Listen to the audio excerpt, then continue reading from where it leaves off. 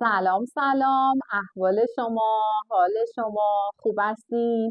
امیدوارم که روز و روزگار بر وفق مرادتون باشه. ما شروع الکتریسیته ساکن رو میخوایم امروز داشته باشیم با مبحث اتم، ساختمان اتم، مبحث کوانتومی بودن اتم و محاسبه مقدار بار الکتریکی در یک اتم. پس شروع می‌کنیم. اولین چیزی که راجع به ساختمان اتم بعد از آزمایش‌های خیلی خیلی زیاد به این نتیجه رسیدن که هر اتمی از یه ذره بسیار کوچیکی به نام هسته ساخته شده. درون هسته پروتون‌ها و نوترون‌ها و اطراف هسته الکترون‌ها در حال چرخش و حرکت هستند. حالا اینکه اتم خنثی که باشه، تعداد الکترون ها و پروتون هاش یعنی تعداد بارهای منفی، همونطور که شما میدونید الکترون بار منفی داره، پروتون بار مثبت و نوترون ها خنثان.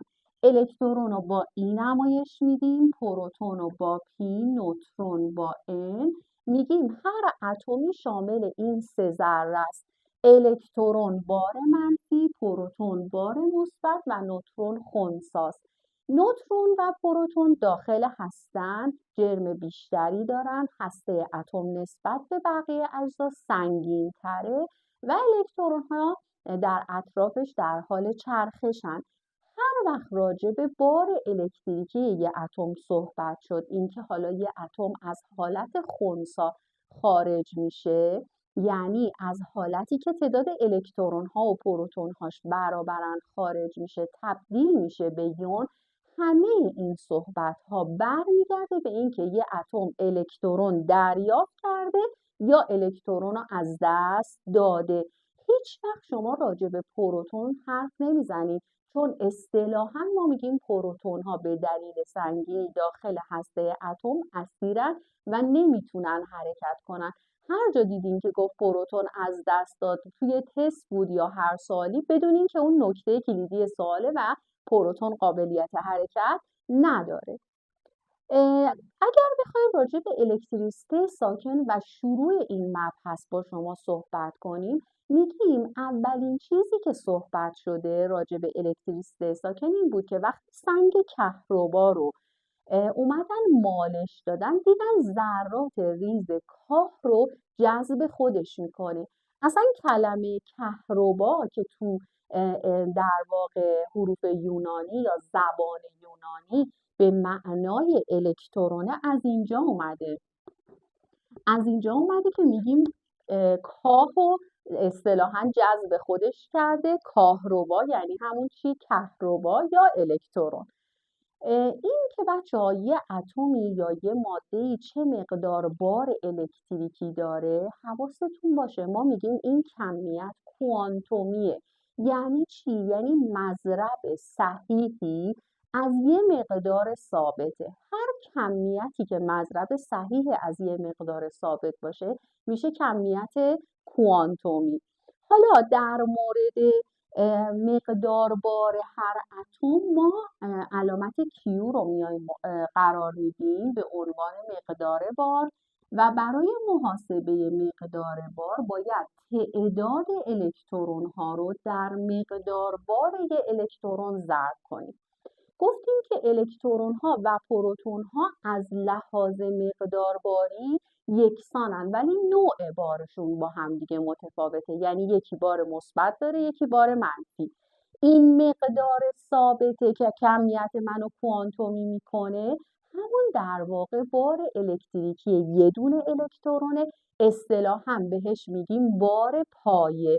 پس هر الکترون یا بار پایه عددیه به اندازه 1.6 ضرب در 10 به توان منهای 19 کولون. کولون واحد بار الکتریکیه. پس بار الکترون میشه این عدد. حالا وقتی شما میخواین محاسبه کنید که یه اتمی یا یه یونی چه مقدار بار الکتریکی داره، چقدر از دست داده یا چقدر دریافت کرده، فرمول شما میشه این. پس Q شد مقدار بار، حالا بار الکتریکی واحد کولون، N تعداد، ببینین روی این دقت کنین، تعداد الکترون های از دست داده یا چی گرفته شده. هیچ وقت نمیگم پروتون، فقط میگم چی، الکترونی که یا از دست میده یا میگیره.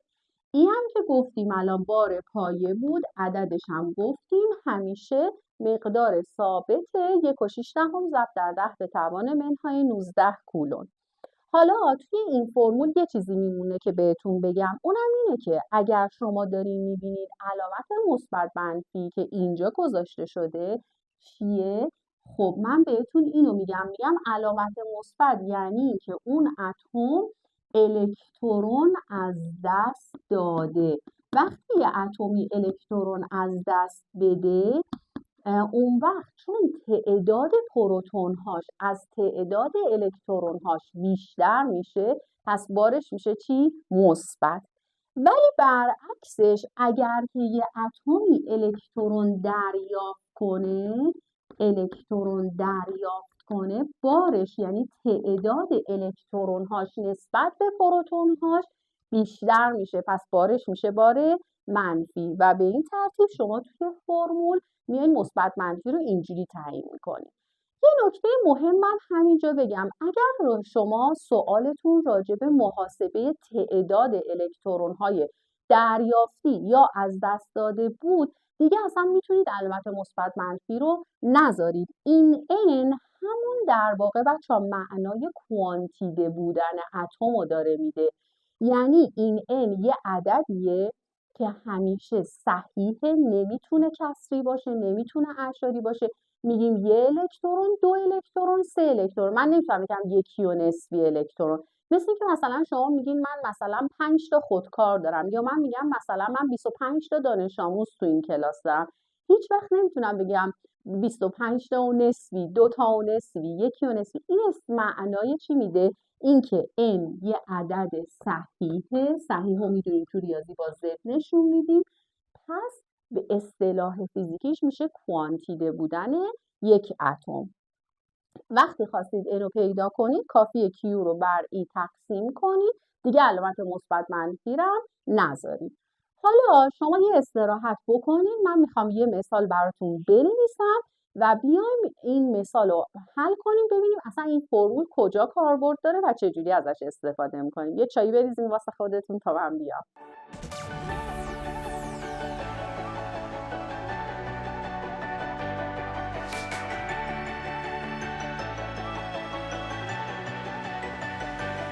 You've been there from the start, inside my corner, yeah. When it gets cold and dark, you make it warmer. 'Cause you are on my mind, all of my days and every single night, There ain't no way to get you off my mind. Without you I just can't breathe.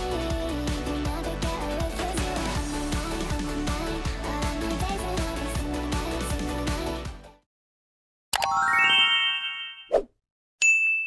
خب چایی رو خوردین، زدیم به بدن، بریم محاسبه مقدار بار الکتریکی یه ماده و یه یون. 2 تا سوال براتون پای تخته همونطور که میبینین نوشتم.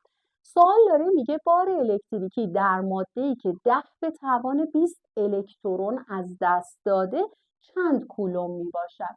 گفتیم تعداد الکترون های از دست داده یا گرفته شده رو با علامت n نمایش میدیم. پس n مساوی 10 به توان 20. واحد هم نداره، تعداده. میگه تو بیا بگو مقدار بار الکتریکیش چه عددیه، چند کولونه. فرمول بهتون دادم، گفتم Q مساوی هستش با مثبت منفی NE. حالا میخوام جاگذاری کنم، محاسبه کنم. Q که ندارم، خود Q. تو فیزیک بچه‌ها X نمیذاریم، علامت سوال نمیذاریم، هر کمیتی برای خودش یه علامت مخصوصی داره. خب نکته مهم میرسیم به علامت مثبت منفی. کدومو بذاریم؟ گفته الکترون از دست داده. وقتی اتمی الکترون از دست میده، پس بار منفیش کم میشه. حالا بارش میشه چی؟ مثبت. پس اینجا علامت چی میذارم؟ مثبت. n که 10 به توان 20 و ای من عدد ثابته، 1.6 ضرب در 10 به توان منفی 19. حالا کیو رو بیایم محاسبه کنیم. 1.6 رو میذارم. وقتی اعداد تواندار دارم پایه های برابر، یکی از پایه ها رو می‌نویسیم، توان ها رو با هم دیگه جمع یا منها میکنیم. 20 مثبت منهای 19 میشه 1. نماد علمیش اینه، اگه دوست داشتید که عدد رو به شکل از نماد علمی خارج کنید، عدد معمولی بنویسید، میشه 16 کولون مقدار بار این ماده‌ایه که 10 به توان 20 الکترونش رو از دست داده. این از این سوال. یکی دیگه هم یه سوال دیگه قرار حل کنیم. مثال 2. تنوع بچه خیلی میشه اینجا داد توی سوالا، میشه خیلی مدل‌های مختلفی سوال حل کرد. مثلا اینجا گفته بار یون اکسیژن 2 بار مثبت، اینجا یه عدد 8 نوشته را بیابید. قدم اول همیشه تو حل مسئله فیزیک فهم اون سواله. اینکه اصلا این سوال چی میگه و از من چی میخواد خیلی مهمه. الان اینجا گفته که بار یون، چرا اصلا گفته یون؟ به خاطر اون 2 مثبتی که بالاش گذاشته بچه‌ها، یعنی 2 تا الکترون از دست داده، پس بار منفیش کم شده، بارش شده مثبت. مثبت اینه 2 هم که یعنی 2 تا الکترون. حالا 8 چیه؟ بچه‌ها همیشه عدد اتمی رو وقتی نماد یه عنصر رو می‌نویسن سمت چپ پایین عدد اتمی نوشته میشه. پس اینجا الان 8 عدد اتمی اکسیژنه. عدد اتمی هم شماها میدونین یعنی تعداد پروتون های یک عنصر اکسیژن چند تاست؟ 8 تا. وقتی من میخوام بار یون محاسبه کنم اصلا به این عدد 8 کاری ندارم، فقط با اون 2 مثبته. پس به دلیل کلمه یونی که گفته من میام مینویسم فرمول من هست کیو مساوی مثبت منفی NE. توی این فرمول علامت مثبت رو دوباره باید بذارم چون اینجا علامت مثبت گذاشته یعنی الکترون از دست دادیم. مثبت 2 تا الکترون بار پایه 1.6 ضرب در 10 به توان منهای 19 بود. ضرب میکنیم میشه مثبت 3.2 ضرب در 10 به توان منفی 19. واحدش کولونه. یه نکته رو همینجا بگم، بعضی بچه‌ها میگن خب جواب چی شد؟ میگم این جوابه دیگه. میگین نه خانم جوابش چی شد؟ میگم این جوابیه که به شکل نماد علمی نوشته شده. بچه‌ها نماد علمی تو ریاضی میدونید یه مدل نوشتن عدده به شکل خلاصه. شما اگه بخواید این عدد رو از نماد علمی در بیارید و به شکل اعشاریش کنید، باید 32 رو 18 رقم 0 قبلش بذارید که تبدیل بشه به این عدد، یعنی تعداد صفراتون اینجا چند تاست؟ 18 تا. با اون 3 یه رقم دیگه اضافه بشه میشه 19 رقم، همون توان منفی 19. یعنی نماد علمی کار منو ساده و خلاصه میکنه. به جای اینکه این همه بشمرم صفر و اعشار و اینا، میام نماد علمی مینویسم، خیلی کار من چی میشه؟ سریع و راحت میشه. پس به این ترتیب مقدار بار این یون رو پیدا کردیم. مدل دیگه از همین. فرض کنیم ادامه سوال حالا شد سوال 3. میگه در سوال قبل بار هسته و بار منفی یون رو بیا حساب کن. اینجا رو بیشتر از قبل گوش بدید. وقتی میگه بار هسته، حالا ما به چی احتیاج داریم؟ به تعداد پروتون هامون، یعنی همون عدد 8. پس هر وقت گفت بار هسته میدونید هسته فقط تعداد پروتون هاست. باز مثبت این میشه مثبت 8 تا پروتون داره. این هم که همیشه ثابت ضرب در 10 به توان منهای 19. این دوتا رو ضرب میکنید 10 به توان 19 هم کنارش می‌نویسید. اما اگه بخوام بار منفیشو پیدا کنم میگم بچه‌ها وقتی اکسیژن خنثی‌ست 8 تا پروتون داره 8 تا الکترون. اما اینجا که یون شده 2 تا الکترون از دست داده یعنی 8 تا داشته 2 تا رو از دست میده. پس تعداد بار منفیش میشه چند تا؟ 6 تا. آفرین. پس میشه منفی 6 ضرب در 1.6 ضرب در 10 به توان منهای 19 کولون. پس عدد اتمی منهای تعداد الکترون های از دست داده شد 6 که اینجا گذاشتم. حالا اگه منفی 2 بود باید باهاش چیکار میکردیم؟ جمع میکردیم، گفتیم 8 تا الکترون داره، 2 تا هم بهش اضافه شده میشه 10 تا، اون وقت 10 رو ضرب در 1 و 6 دهم میکردیم و به این ترتیب مقدار بار منفی بار هسته و بار یون رو محاسبه کردیم. امیدوارم که از این ویدیو استفاده کرده باشین. منو به دوستاتون معرفی کنین. لایک، کامنت، سابسکرایب یادتون نره. آنین.